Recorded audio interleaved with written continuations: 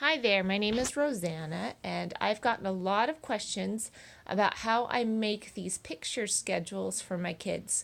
First, they're a loop schedule. For us, that means that every day is scheduled out, and if they miss that particular day, they just pick up again on the day that they missed. We had for a while trying to do a Monday, Tuesday, Wednesday, Thursday, Friday schedule, but always something would come up and then we would be off and then we would miss those days' subjects or activities. And so this is working much better for us. We have a Thursday schedule that's lighter because we teach for a mom's group on Thursday mornings, and we usually don't get home till about 12:30 or 1 because we stop at the library on the way home. So this lets them have a little bit lighter day since they're working in the morning and learning some life skills working with kids. And then we have a everybody schedule, which is new for this semester, and that will allow us to add in a little bit more group interaction between my kids.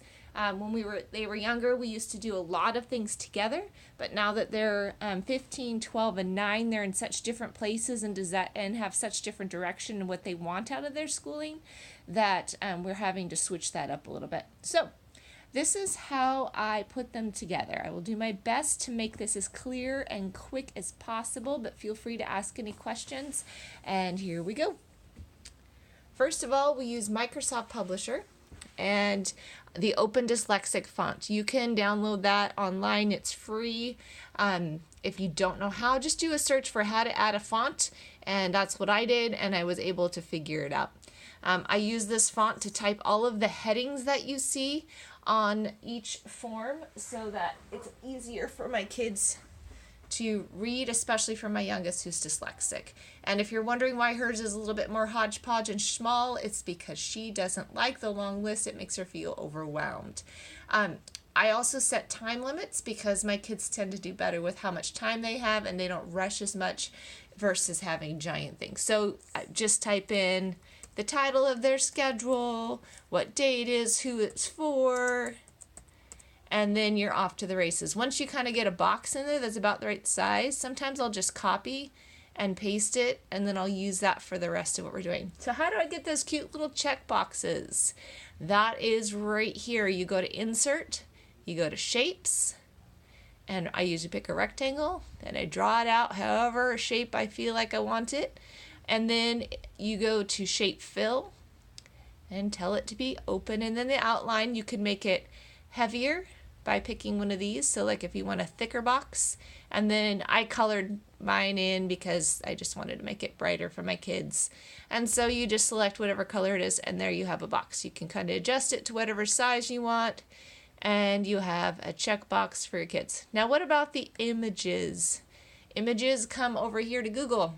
You go to Google Images, you type that in, and then you can type in whatever it is, the book thing that you have. So let's say my daughter is working in the Thinking Tree Explorers.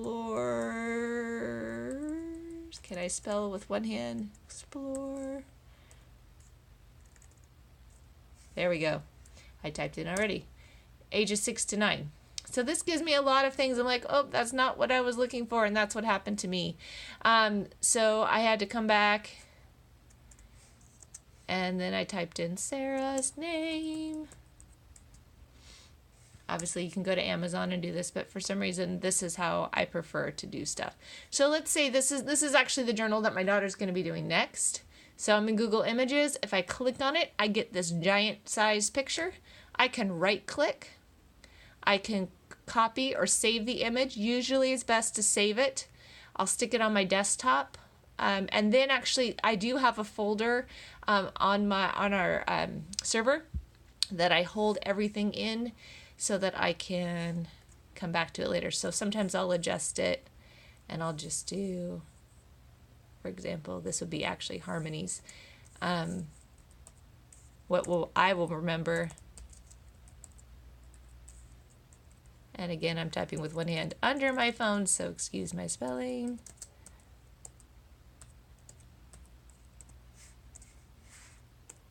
Oh, we're just going to do that. And we're going to save it. And then we come up here and we go Insert again. And Pictures.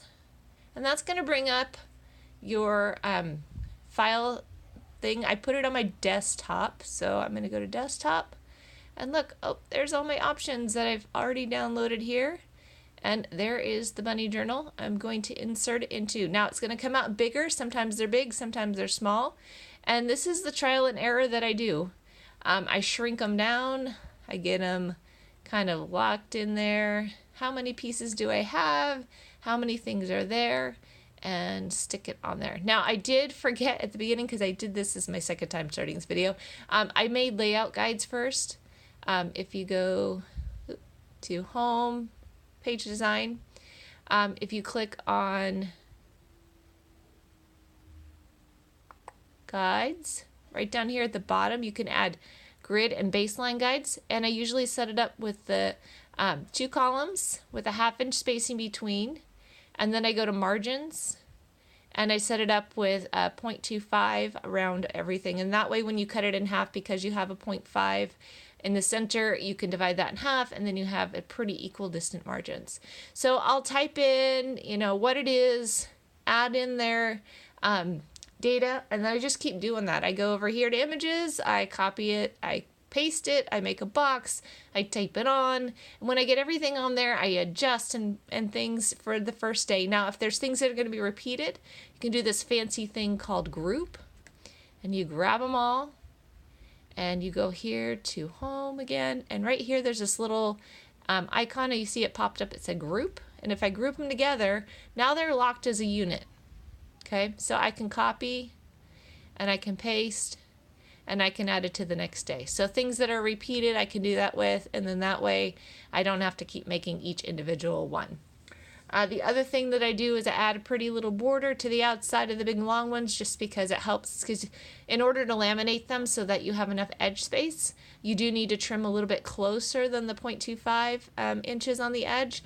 So I will do, again, back to insert, and I will insert a shape, and I'll pick whatever shape it is. So like for my one daughter, I did rounded corners, and I'll drag it out. You can do this first if you want, and then that way you can see where your edges are.